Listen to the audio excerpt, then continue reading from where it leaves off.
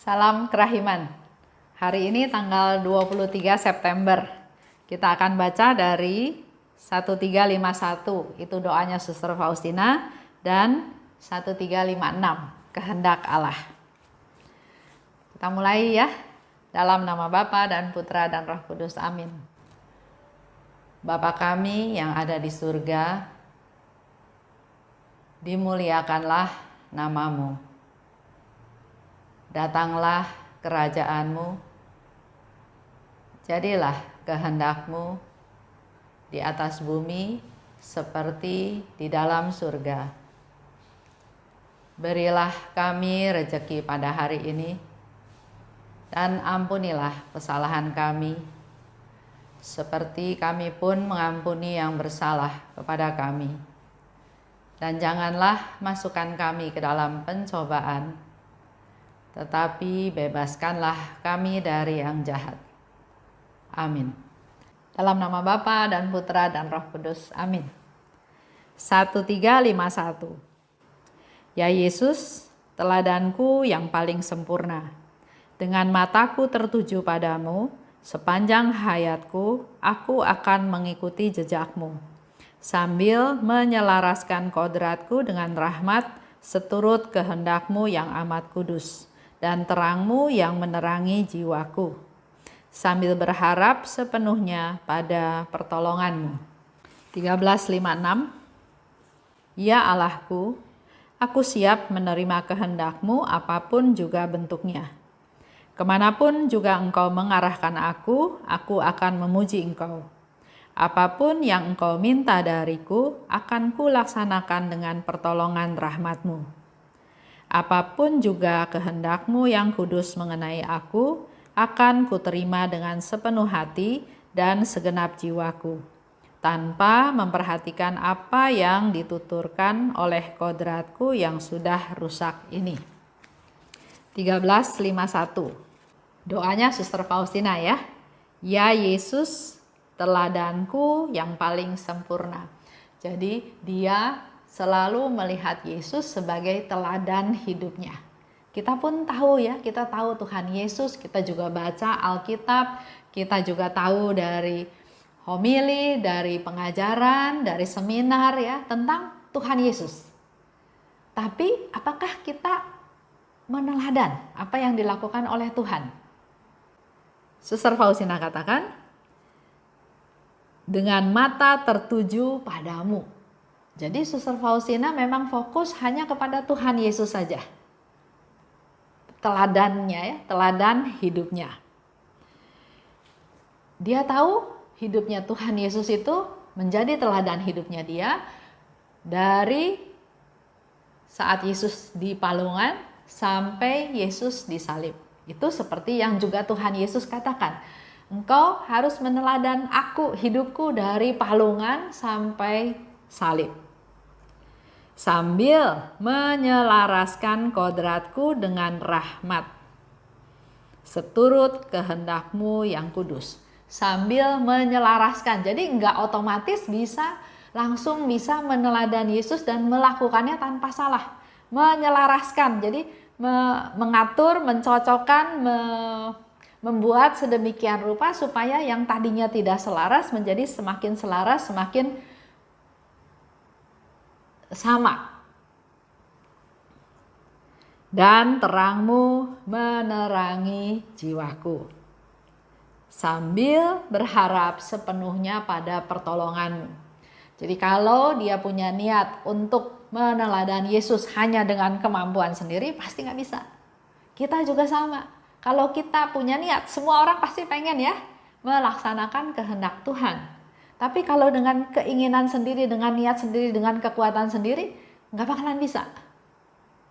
Di sini Suster Faustina memberikan satu contoh, sambil berharap sepenuhnya pada pertolonganmu. Jadi apapun yang dilakukan sambil, berarti step by step yang dia lakukan juga terus berharap adanya pertolongan Tuhan. Bukan sendiri, bukan semuanya sendiri, udah nggak bisa baru cari Tuhan, enggak juga. Sambil berharap, jadi sambil berjalan dengan waktu yang sama terus berharap untuk dapat pertolongan Tuhan. Ini satu ungkapan kerendahan hati, mengandalkan Tuhan. Di 13:56, aku siap menerima kehendak-Mu. Dikatakan di situ ya. Aku siap menerima kehendak-Mu, apapun juga bentuknya.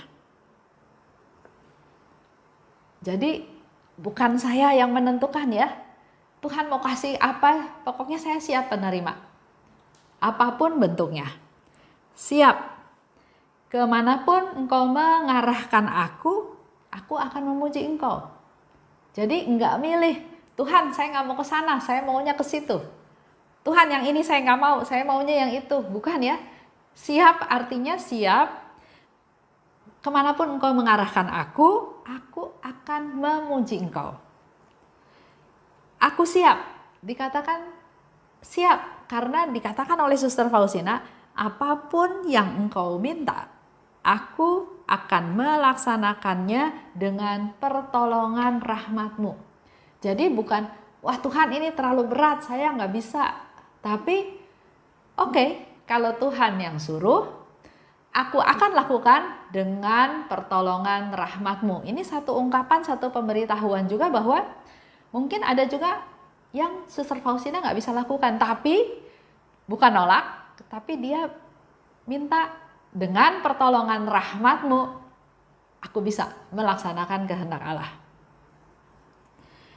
Apapun kehendak-Mu mengenai aku terima dengan sepenuh hati dan segenap jiwaku.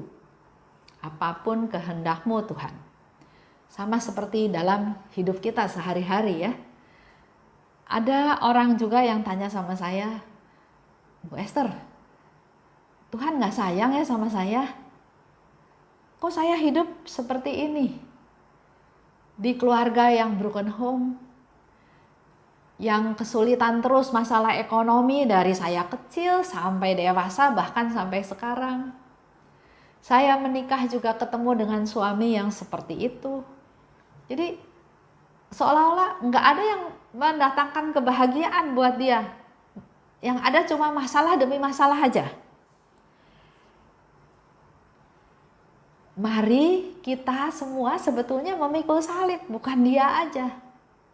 Cuma mungkin bedanya, dia mengumpulkan salib itu dia kumpulkan. Dia nggak ngelihat lagi yang lain, nggak lihat solusi, nggak lihat hal lain, tapi waduh berat. Padahal melalui salib itu sebetulnya ada hal-hal yang indah setelahnya. Kalau kita sanggup, kita memikul salib, kita jalani dengan sukarela, nanti ada hal-hal indah setelah kejadian-kejadian tersebut. Jadi di sini Suster Faustina katakan, apapun kehendak-Mu mengenai aku terima dengan sepenuh hati. Seperti yang tadi saya cerita ya, kalau dia kerjanya mengeluh-mengeluh aja, ya akibatnya yang dia terima ya cuma duka cita, keluhan, putus asa, marah, kesel, dendam. Tapi kalau mindset dia berubah, dia belajar menerima dan dia bisa mensyukuri apa yang dia alami, pasti hidupnya akan berbeda. Ada satu ibu, dia menikah, ternyata suaminya itu hidupnya nggak benar, hidupnya boros-boros, main perempuan sana sini, minum-minum, mabok, judi, pokoknya 3 serangkai itu dia lakukan semua. Perempuan, judi, dan mabok-mabokan. Si istri merasa, kok sial sekali hidup saya ketemu sama suami yang seperti ini. Tapi dia bisa mengolah permasalahan yang ada, dia bisa melihat, oke, suaminya nggak baik sama dia, suaminya menyusahkan dia, suaminya utang di mana-mana, tapi dia melihat keluarga suaminya, mertuanya, kakak iparnya baik sama dia, perhatian sama dia. Dan dia bisa mensyukuri hal tersebut. walaupun suaminya seperti itu, tapi masih ada yang sayang sama saya. Masih ada yang memperhatikan saya. Dari tadinya dia menikah, dia berharap suaminya bisa membahagiakan dia merubah pola pikirnya. Kalau saya nggak bisa mengharapkan kebahagiaan dari suami saya, maka yang saya harapkan nanti adalah kebahagiaan dari anak-anak.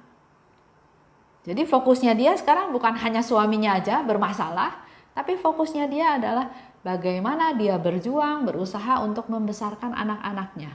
Dengan harapan suatu hari setelah anak-anaknya dewasa, dia akan juga bisa mengalami kegembiraan dengan melihat anaknya sukses, dengan melihat anaknya tidak seperti suaminya, dan seterusnya. Jadi kehidupan yang susah ya tetap dia alami. Nah di sini mau diceritakan, buat kita semua nggak ada yang kebetulan. Tuhan pasti punya rencana yang indah. Yang harus kita lakukan sekarang adalah menerimanya. Dikasih salib, diterima. Karena Tuhan tahu Dia nggak bakal kasih kita salib sampai kita nggak bisa nanggung. Tuhan tidak akan membiarkan kita jatuh tergeletak.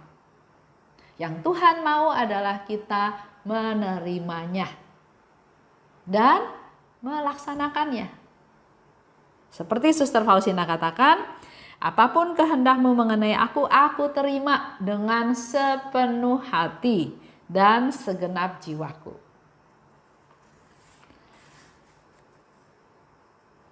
Seperti kita mau coba ngulang ya, apa yang dialami oleh Suster Faustina. Karena dia katakan kan, apapun kehendakmu mengenai aku terima, ya. Suster Faustina waktu kecil, waktu umur 7 tahun, dia mulai mendengar suara di mana Tuhan bilang, "Saya menghendaki kamu hidup lebih sempurna." Suka dibangunin malam-malam. Orang lain lagi tidur nyenyak, dia dibangunin sama malaikat untuk berdoa. Bahkan dalam doa pun bukan dipuji sama mamahnya, tapi diomelin, disuruh tidur. Tidur, jangan doa terus, jangan bangun terus. Kamu harus tidur, harus istirahat. Masuk biara. Yesus bilang, kamu harus masuk biara. Apakah diterima dengan tangan terbuka? Enggak.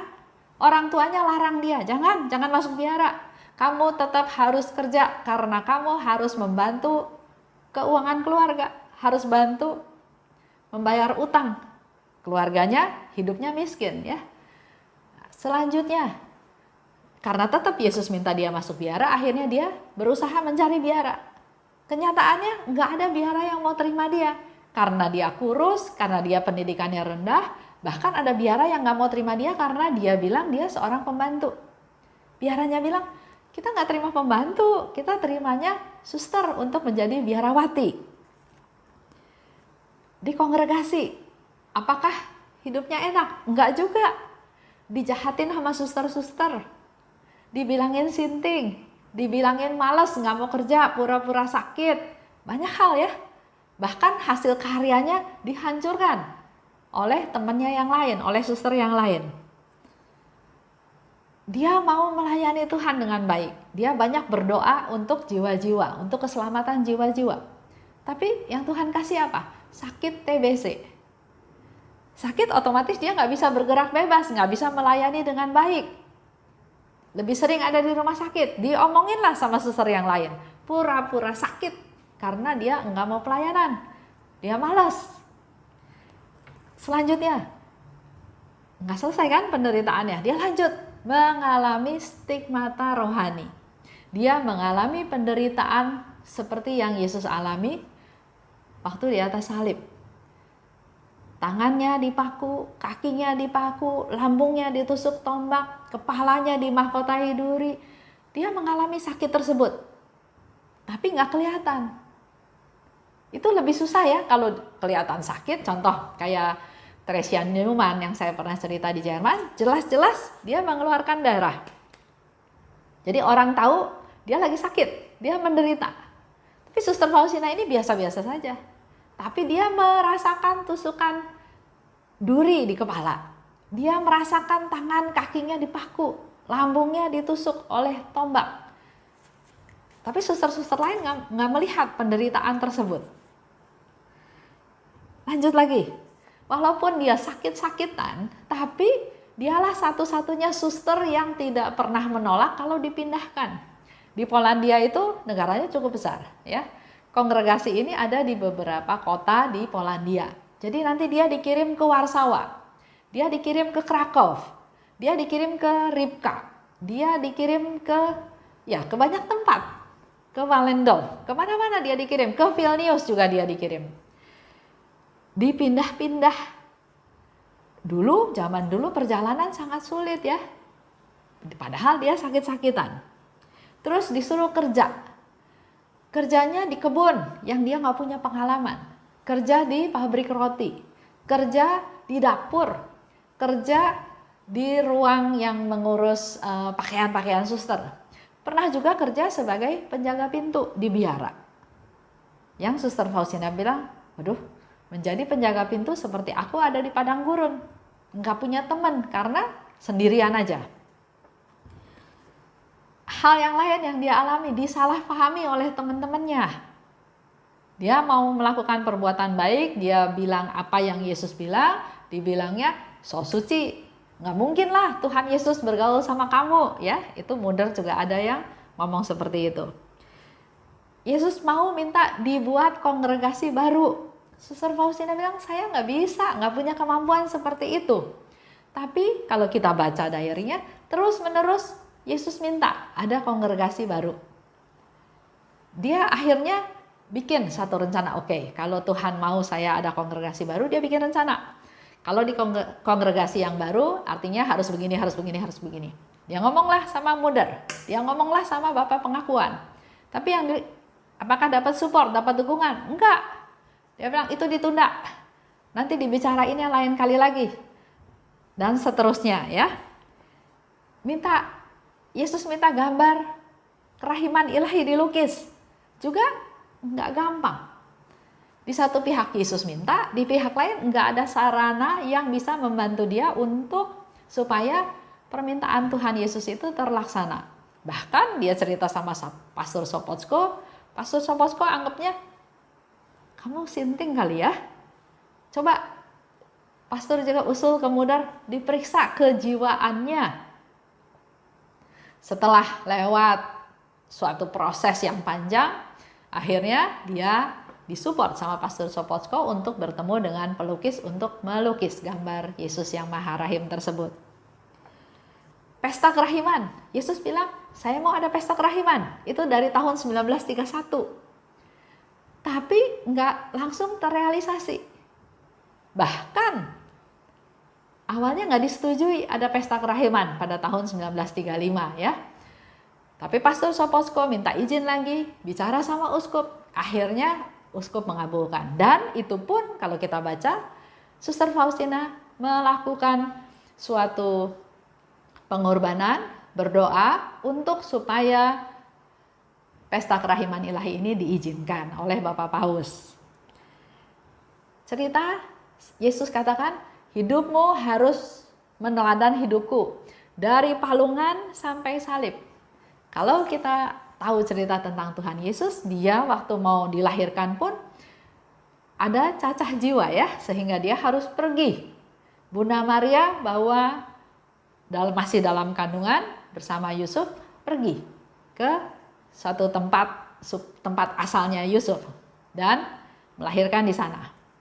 Masih belum setahun ada isu bahwa Herodes mau membunuh semua anak-anak bayi, jadi harus pergi ke Mesir, dan dia pergi ke Mesir. Yesus mengajar, enggak diterima. Banyak orang yang mengusir dia, malah mau membuang dia dari atas gunung, malah mau membunuh dia. Yesus mengajar, Yesus menolong, Yesus menyembuhkan, tapi yang dia terima adalah penderitaan. Dia nggak diterima, bahkan akhirnya dia dijatuhi hukuman mati. Menderita bahkan sampai disalib. Semua itu Tuhan Yesus lakukan untuk kepentingan kita semua, untuk orang lain, bukan untuk dirinya. Begitu pula yang Suster Faustina meneladani Yesus, yang dia lakukan bukan untuk dirinya dia sendiri, tapi untuk orang lain, untuk keselamatan jiwa-jiwa seluruh dunia. Itu aja untuk hari ini. Melaksanakan kehendak Allah. Kita tutup ya dengan doa. Dalam nama Bapa dan Putra dan Roh Kudus. Amin. Allah Bapa yang Maha Baik, terima kasih atas pengajaran pada hari ini. Kami juga mau belajar dari Suster Faustina untuk siap melaksanakan kehendak-Mu. Jamahlah kami satu persatu ya Tuhan, urapilah kami, supaya kami diberi kepekaan untuk bisa mengerti kehendak-Mu, dan terlebih lagi berilah rahmat-Mu Tuhan, agar kami mampu melaksanakan kehendak-Mu. Biarlah semakin banyak orang merasakan kerahiman-Mu, semakin banyak orang mengalami kerahiman-Mu, dan juga semakin banyak orang menyebarluaskan kerahiman-Mu, agar seluruh dunia boleh merasakan kerahiman-Mu. Pimpin kami Tuhan, agar kami bisa meneladan Suster Faustina, meneladan Bunda Maria, dan terutama juga meneladan apa yang Yesus lakukan. Kemuliaan kepada Bapa dan Putra dan Roh Kudus, seperti pada permulaan, sekarang, selalu, dan sepanjang segala abad. Amin. Dalam nama Bapa dan Putra dan Roh Kudus. Amin. Salam kerahiman.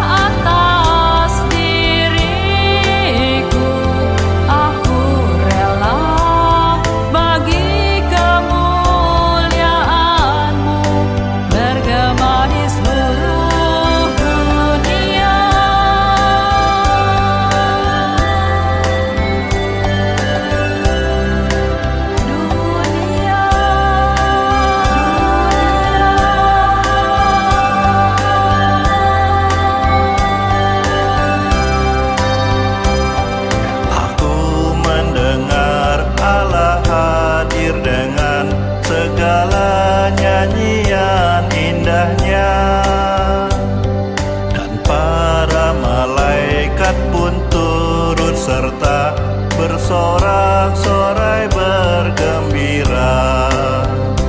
Aku rindu mempersembahkan kemuliaan kepada kerahiman-Mu, biar semua terjadi adanya, dan walaupun segala murka penghinaan tertumpah atas diriku, aku rela bagi